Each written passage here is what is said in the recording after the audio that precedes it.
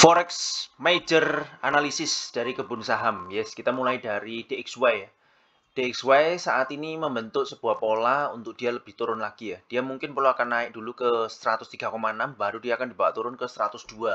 Tetapi secara garis besar dia masih bisa turun ya selama dia tidak kembali lagi ke atas ini ya, ke atas 104 ini ya. Oke, untuk Euro USD berpotensi masih bisa naik ya. Kemungkinan besar akan koreksi dulu, kemudian dia naik lagi ke 0946 sampai ke 0980 ya. Yang pertama ini dulu. Oke, kita GBP USD. GBP USD juga berpotensi mau naik ya. Berpotensi seperti ini. Dia turun dulu untuk mengambil posisi untuk dia bisa shooting naik lebih tinggi lagi ya. 2900 merupakan target dari GBP USD. Kemudian USD Japan saat ini sudah turun dan dia berpotensi turun menuju ke area support 144 sebelum dia akan koreksi dulu agak dalam ke atas, habis itu dia turun lagi ya. Turun lebih dalam lagi. Oke. Kemudian untuk USD Kanada berpotensi untuk naik keluar dari area ini ya, keluar dari area ini dan dia akan membentuk ke arah 3942 ya. Euro Japan juga sama berpotensi turun. Kemudian GBP Japan berpotensi turun juga ke 185,8. AUD Kanada berpotensi juga turun ya. Ini masih dalam bentuk koreksi besar.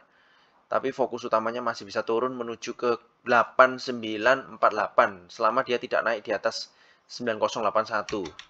Kemudian untuk BTC masih cenderung turun juga.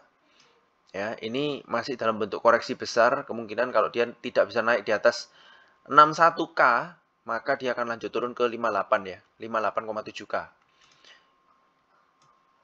ETH juga sama, cenderung turun ya, selama dia tidak naik lagi di atas ini.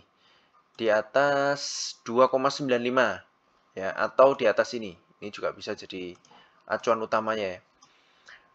Ini masih cenderung turun, ini polanya pola turun ini. Mungkin akan ada koreksi naik sedikit lagi juga bisa ya. Bisa aja dia naik koreksi sedikit lagi gini, kemudian nanti akan turun lagi. Oke, kita lanjut ke cross pair ya. Cross pair untuk GBP Kanada cenderung naik ya. Sesuai dengan mapping ini, supportnya yang terakhir ada di sini.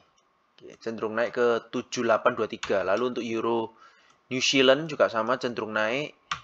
GBP New Zealand juga sama, dia cenderung naik. AUD New Zealand cenderung turun ya. Kemudian GBP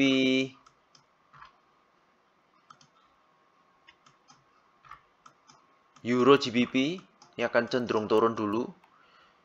Ya, kalau dia tembus di atas ini 85,28, maka dia akan terus naik ya sampai ke sini. Jadi sekarang tergantung posisi marketnya, dia akan lanjut turun dengan candlestick M15, kita harus periksa di situ, atau dia mulai berbalik naik di atas ini high kemarin ya, 8536, maka dia akan terus naik.